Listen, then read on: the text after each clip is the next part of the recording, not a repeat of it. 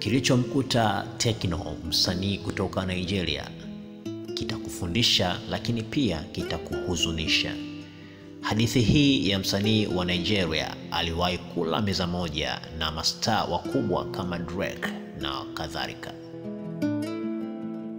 lakini akapoteza kila kitu baada ya kuwa juu kwa muda mfupi. Takriban miaka 12 iliyopita, Tekno alianza rasmi taaluma ya muziki, na baada ya kuachia wimbo wake wa Holiday akimshirikisha Davido, wimbo huo ukawa hit mara moja barani Afrika. Tekno aliendelea kutoa nyimbo tena mfululizo zilizotikisa dunia, ikiwemo Pana na My Woman, lakini pia alitoa nyimbo nyingine nyingi kama Wash. Alikuwa akipata show nyingi na maonyesho kila kona. Alikuwa na kila kitu alichowahi kutamani: magari, pesa na umaarufu. Lakini siku moja jambo la kutisha likatokea.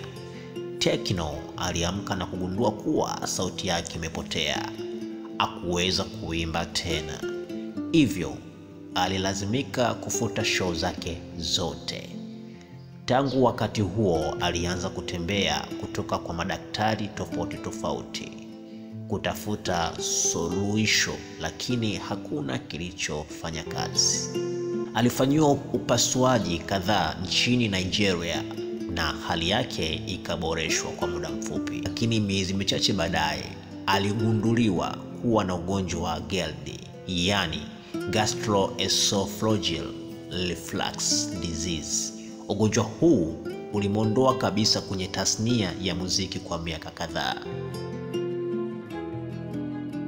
Akaanza kusafiri kutoka nchi moja hadi nyingine kutafuta tiba.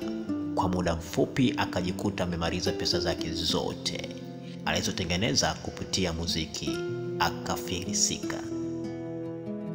Kwa sababu hiyo alilazimika kuuza baadhi ya nyimbo alizoandika kwa marafiki zake, wakiwemo Davido, na kutumia pesa hizo kusafiri hadi London kwa upasuaji mwingine. Upasuaji huo ulifanikiwa, lakini alihitaji muda wa mwaka mzima kupona kabla ya kurejea kwenye muziki.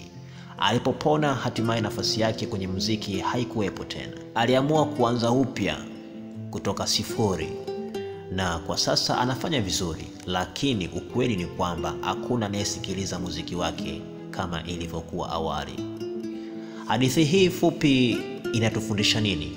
Tunaweza tukafanya kazi kwa bidii, tukatengeneza vitu vingi vya thamani, lakini siku moja vinaweza vikaondoka vyote na ukarudi sifuri kabisa.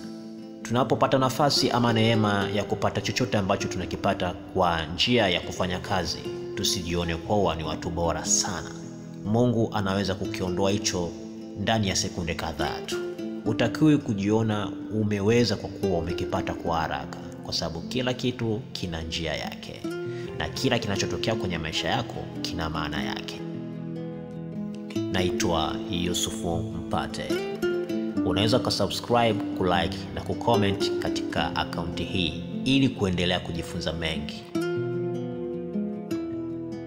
Asante.